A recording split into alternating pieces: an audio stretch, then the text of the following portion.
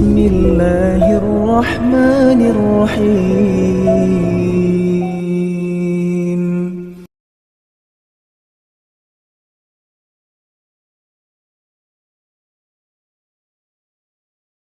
Assalamualaikum warahmatullahi wabarakatuh.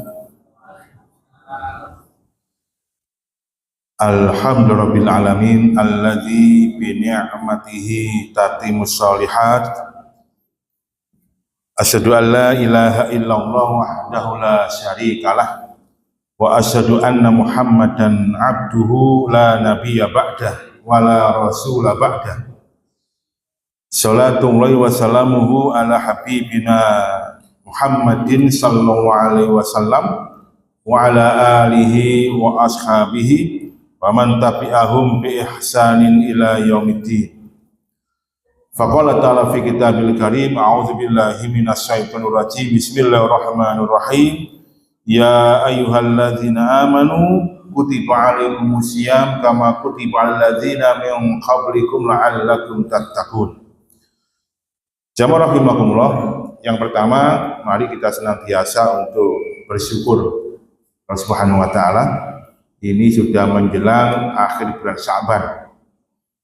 Sebentar lagi akan masuk bulan Ramadan yang diwajibkan kita berpuasa. Insya Allah kita berpuasa tanggal berapa?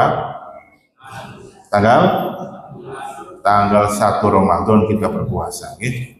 Mudah-mudahan semuanya tansah pinaringan sehat walafiat sehingga nanti di bulan Ramadan bisa optimal untuk menjadi hamba yang bertakwa dengan mengisi Ramadan sebaik-baiknya. Allahumma amin. Yang kedua, selawat ma'asalam selalu tercurahkan bagi kita Nabiullah Muhammad SAW. Suatu ketika ada sahabat Nabi bernama Abu Umamah. Ini sahabat yang sangat fenomenal, yang pernah merasa sedih dan gundah gulana keranten ada masalah besar yang melilit hatinya, sehingga mau sholat gak bisa khusyuk, wiridan ya gak bisa tenang, sehingga Rasul pun mencurigai ada apa dengan sahabat Abu Umamah ini. Maka didatangilah Abu Umamah. Ketika itu beliau sedang berdoa dan menangis di luar waktu sholat. Maka Rasul bertanya, ya Abu Umamah, malaka fi ghairi waktu sholat. Wahai Abu Umamah, ada apa kamu itu? Kok khusyuk berdoa termenung di luar waktu sholat? Dia mengatakan, ya Rasulullah, humumun lazimatni wa duyunun. Kanjeng Nabi, manah kula niki sedih, gundah gulana, sumpek. Kenapa? Kakean utang. Nggih, yang nih kakean utang kan sumpek kan. Nah, kemudian Rasul pun dawuh, ya Abu Umamah, maukah engkau aku ajarkan satu doa yang apabila kamu baca setiap pagi dan sore hari, maka qad azhaballahu duyunaka, ya, maka Allah akan menghilangkan hutang-hutang kamu dan Allah akan mengganti kamu dengan ketenangan. Apa itu? Doa. Apa doanya? Allahumma inni a'udzubika minal khubuthi wal khaba'is. Dosane iku lak masuk kamar mandi ya. Allahumma inni a'udzubika minal hammi wal hazn wa a'udzubika minal ajzi wal kasal wa a'udzubika minal jubni wal bukhl wa a'udzubika min ghalabil dani wa qahri rijal. Ini doa untuk bisa melunasi hutang-hutang kita, dibaca setiap pagi dan sore hari dengan penuh keyakinan. Maka setelah 1 bulan, Abu Umamah pun bertemu dengan Kanjeng Nabi dan mengatakan, ya Rasulullah, qad adzabullahu humumi wa qad qadani wa qad qadallahu li duyuni. Ya Rasulullah, Allah telah menghilangkan rasa gundah gulanaku dan Allah telah melunasi hutang-hutang.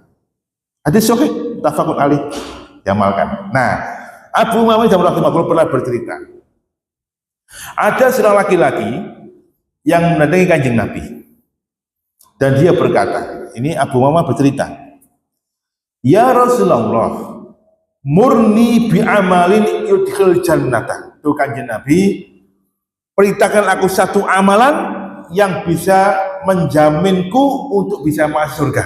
Satu amalan yang bisa menjamin dia masuk surga. Qala dawuh sebagai Nabi, alaika bisaum, hendaknya kau berpuasa. Alaika bisaum, hendaknya kau berpuasa. Fa innahu la idalahu, karena puasa itu tidak ada tandingannya. Ya, puasa itu tidak ada tandingannya. Maka laki-laki ini pergi, datang lagi kepada Rasulullah yang kedua kalinya.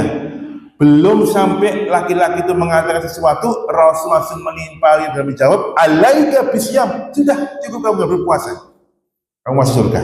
Nah ini jamaah. Jadi puasa itu sangat istimewa, yang bisa menghantarkan kita masuk surga. Nah sekarang kita kaji sore malam hari dengan tikus siam. Baik.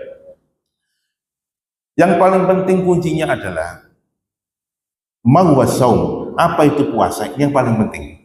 Ya. Para ulama sepakat yang dimaksud dengan puasa adalah al-imsaku an-mufattirat, menahan kalau sesuatu yang bisa membatalkan puasa. Jadi menahan kalau sesuatu yang bisa membatalkan puasa. Ya, minal akli wasrubi wasyahwat, baik berupa makanan, minuman atau syahwat. Min tulu'il fajri ila ghurubis syamsi, maniyah, mulai dari terbitnya fajar sampai dengan terbenam matahari, diiringi dengan niat. Terus puasa itu menahan mulai dari subuh, kumandang azan subuh sampai dengan kumandang azan maghrib. Maka gak ono ceritanya puasa beduk itu gak ono. Puasa beduk, Ustaz, untuk ngajari jangan diajari anak puasa beduk. Anak cilik gak wajib dia berpuasa. Kalau mentarbiyah tetap perintahkan dia puasa sampai maghrib. Kalau nggak kuat, kholas selesai.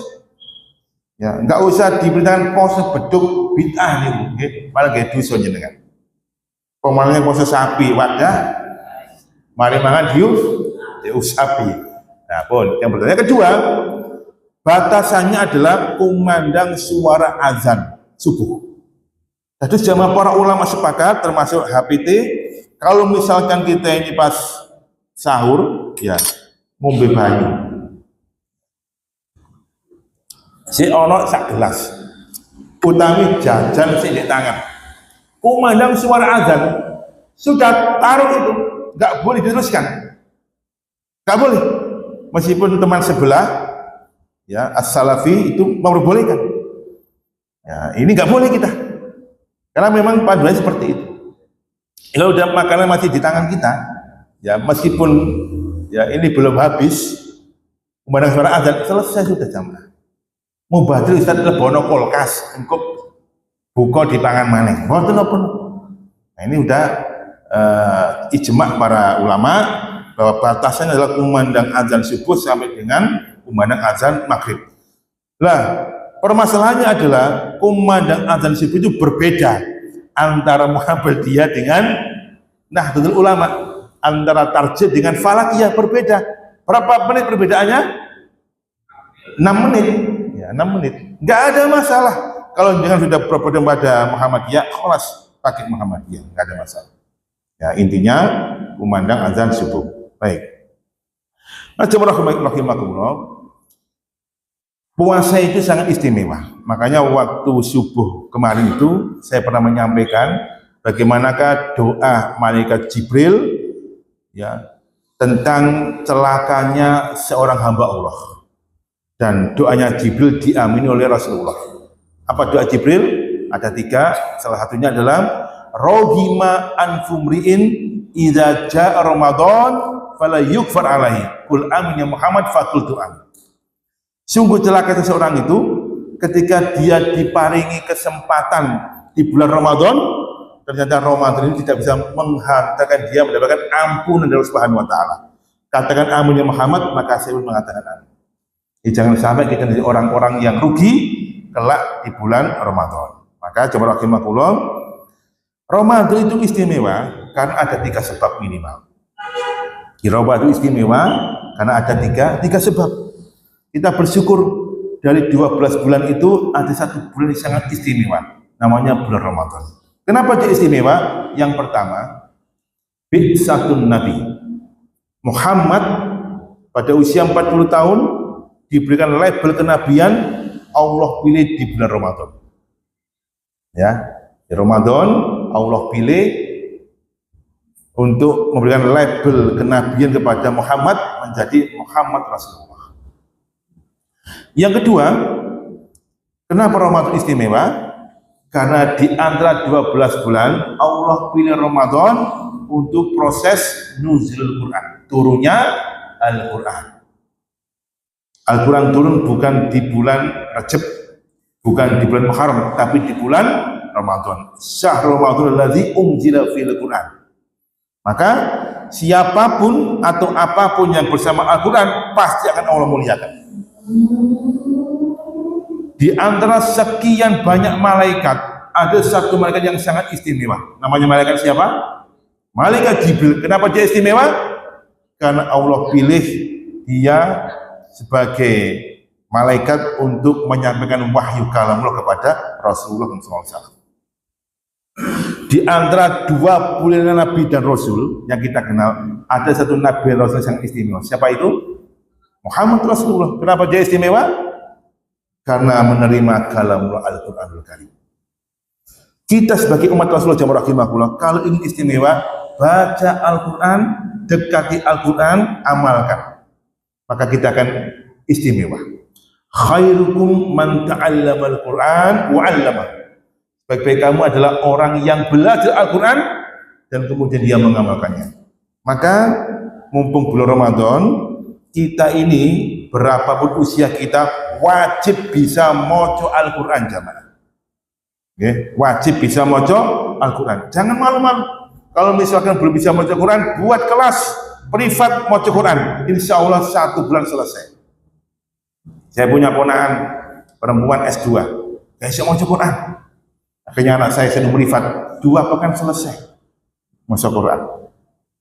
Nah, itu ya. Baik. Nah, kemudian yang ketiga, kenapa Ramadan itu istimewa? Karena furida disyam, diwajibkan kita berpuasa. Ada seorang laki-laki, hadis dari Thalha bin Ubaidillah, datang kepada kanjeng Nabi.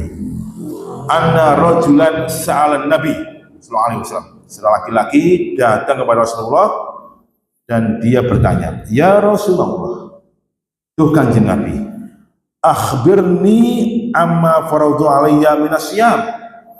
Rasulullah, berikan aku kabar tentang perintah Allah yang wajib aku lakukan untuk mengamalkan puasa. Puasa apa itu? Qala syahrul Ramadan, puasa di bulan Ramadan. Itu hukumnya wajib. Kemudian dia bertanya lagi, "Ya Rasulullah, hal aliyah garu, apakah ada kewajiban puasa lain untuk saya, untuk kami umat Islam?" Qala la, enggak ada, illa